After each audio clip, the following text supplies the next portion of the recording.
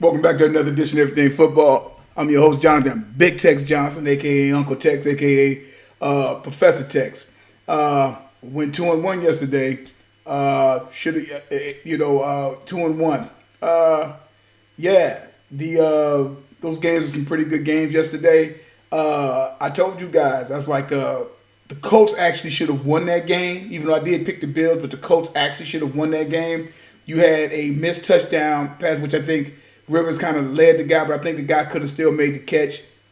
Missed field goal and about four drops and two drops or so was right guys by themselves at a first down marker. It's like you can't in the playoffs. You can't do that. At any time in football, you can't do that. But you definitely can't do that in the confines of when you're playing playoff team, especially the hot Buffalo Bills team at this particular point right now. The Colts ran the ball pretty good. I forgot to even mention about Jonathan Taylor and whatnot. But the Colts had the opportunity to do it, but Bills made more plays than what needed to be made. And the Colts didn't. And the Colts had every opportunity to actually win that game. And it wouldn't have been a shocker to me because the Colts are a talented team.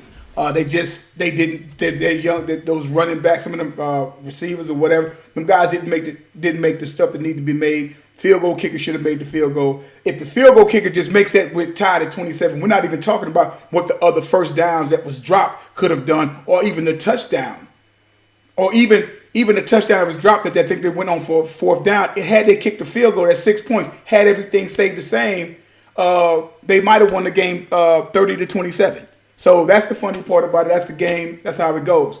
You go back to the Rams. I said, now the Rams game, the Rams and Seattle game, that complete is like, and I'm gonna probably do a piece about Russell Wilson. This to me kind of tarnish him a little bit. He's a first ballot Hall of Famer in my opinion, in my book. Period. He's going to be that. He has a ring. He has a bunch of wins. Russell Wilson, great quarterback. I pick him right off the top. But I'm like, when you're trying to submit a particular type of legacy and whatnot, and I know just like neither of the quarterbacks had stellar play yesterday. Whether the kid that got hurt and then you bring in Goff, who didn't look much better. Russell Wilson looked completely off his game. The Rams was on him as far as that front four. They was coming to get him, but he would normally come in with his bag of tricks, and he always can pull some stuff off, and he just could not get it done. And that defense got Cam Akers slashed them guys. Even after Aaron Donald went out, it's like they couldn't do anything. You saw Metcalf, the frustration on him. He's a young up and coming guy. Jalen Ramsey wasn't getting the ball to him. He got that one touchdown a little late in the game, but it's like by that time it's too late. And the Seahawks couldn't stop nobody, couldn't stop the run and whatnot. So so it's like that thing with Russell Wilson, like that was a game that he was supposed to win. You put that you already coming in with them guys coming in with some unknown quarterback, and then Goff has a hurt hand. Everything was laid out for them to win, and it just didn't happen. And just kudos to the Rams for sitting up there hanging tough, playing tough, and whatnot, and getting that win over the Seahawks. That's something that they probably shouldn't have even gotten done. But because of their stellar defense and run game will still get you some ball games. Play some tough defense and run the ball, you can get some things done. And here we go to the Buccaneers and the Skins. And so the whole thing about it is that quarterback has some moxie, kind of remind you of a young Brett Favre running around over there, Heineken or whatever his name is or whatever. But again, the thing that worries me about the Bucs, when we talk about these situations, when we talk about the Bucs, man, it's just like, okay, Tom Brady's Tom Brady. He's gonna do. He has some weapons and whatnot. Brown, he has Evans, he has Gronk there. He has all these guys there and whatnot. So he has Fournette running the ball pretty good and stuff like that. And their defense is pretty stout. But they still let a no-name basically give them a scare and got 23 points put up on them and whatnot.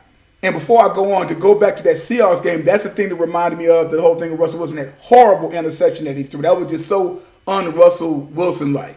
I just had to throw that back up in there. I just like, that was horrible. I couldn't believe he threw that ball. And my man took it to the house. But back to the Bucs game.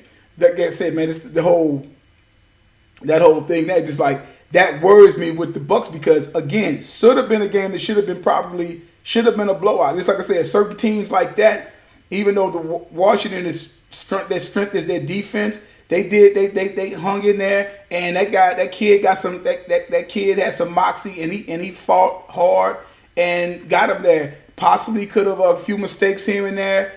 They might have could have pulled that game out. Like I said, Bucks kind of play funny ball. So it's funny when certain teams, they kind of struggle again. That's why I say if a team, they play a team like this, the Saints or whatever, a team like the Saints or something like that, man, or Green Bay or a team, I'm like, them teams are going to give them fits because it's like, I don't think they can handle teams that are a little bit better than them. They can handle teams at their same level and teams that's under them. I don't think they can really handle teams that's got everything going on for them. I don't think they can beat teams like that.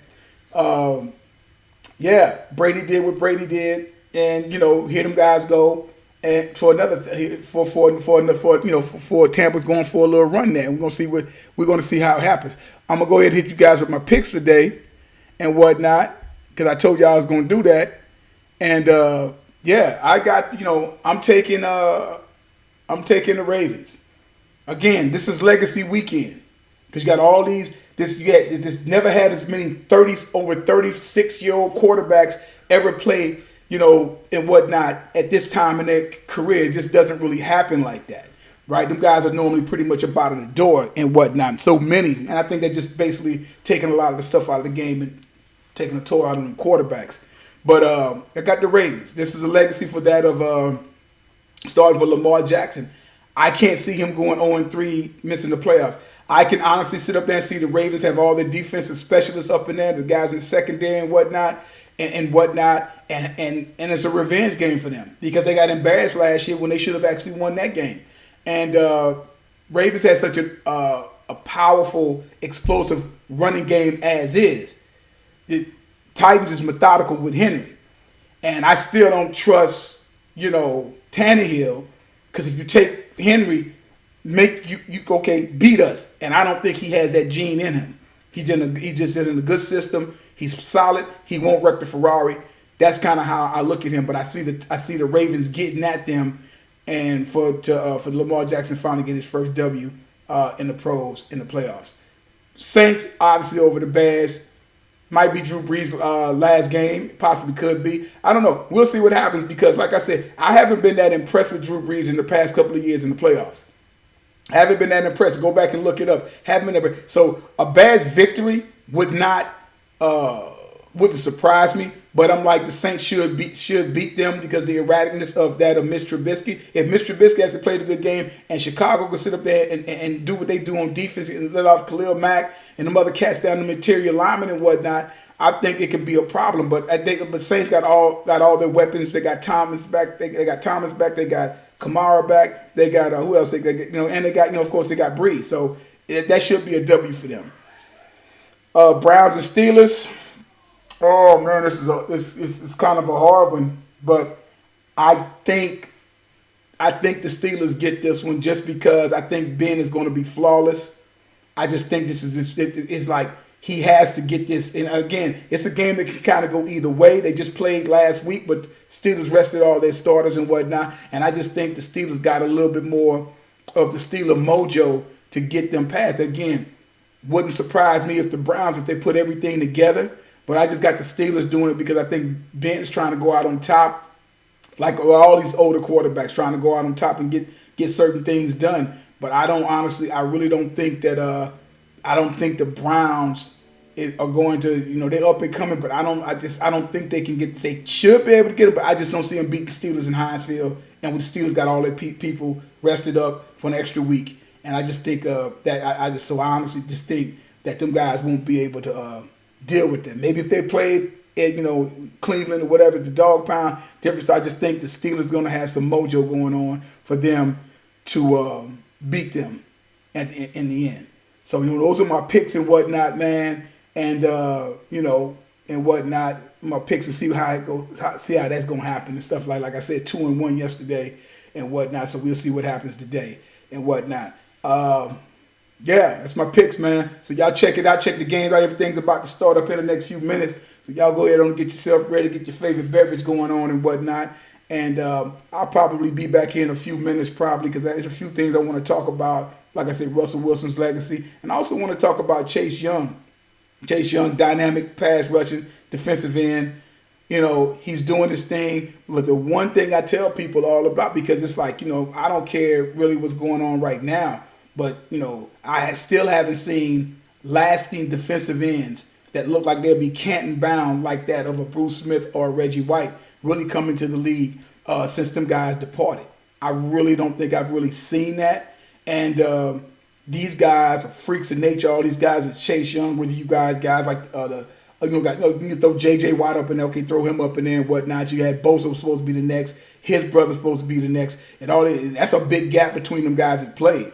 It's a lot about Chase Young, but I want to be able to talk about Chase Young, man. He graded out at this, he's that. Oh, I got something to surprise y'all. So you go back and check out Javon Curse, but I'm going to sit up there and compare the two. And like I tell you all the time, man, it's like guys start off on that first year, that's great. Okay, you can get in the league. Okay, can you have that excellence for a next 5 or 6 year run? After everybody notice who you are, okay, he might be a problem. Let's see, put 2 on him. Let's do this with him. And can he get through that? Guys like Clowney, all of a sudden hurt. Chase Young went out with a messed up ankle there yesterday. So we're gonna see what happens. I might do a little piece on that and just talk about certain things. All right, guys, you guys have a good one. I tell you all the time, there's no GOAT, there's no greatest of all time as long as time's still going on. And also, like I tell you guys all the time, numbers don't lie and get emotional. People do. You guys have a good one.